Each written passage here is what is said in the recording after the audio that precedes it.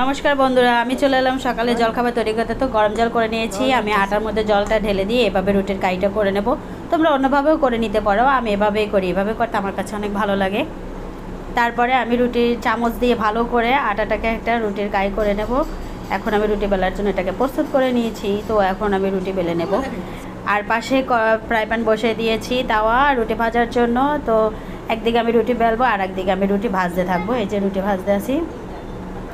তো দেখো আমার রুটি ফুলে উঠবে, গোল গোল করে দেখছো কত সুন্দর করে রুটি ফুলে উঠেছে। আর পাশাপাশি আমি আবার সকালে জলখাবার রুটি দিয়ে আমি ডিম ভাজবো আর চা করব। তো ডিম ভাজার জন্য আমি পেঁয়াজ কাঁচামরিচ রেডি করে রেখেছি।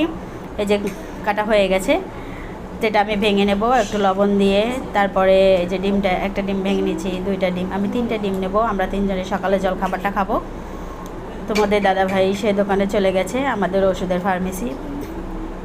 তো আমার ডিম ভাঙা হয়ে গেছে। এখন আমি একটা চামচের সাহায্যে ডিমটাকে ভালো করে ফেটিয়ে নেব।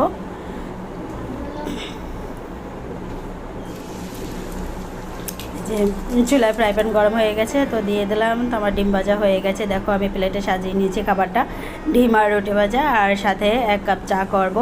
তো চুলায় চা দিয়ে, যে আদা দিয়ে দিয়েছি, চিনি দিয়ে দিলাম, চাপাতি দিয়ে দিলাম। তো শুভ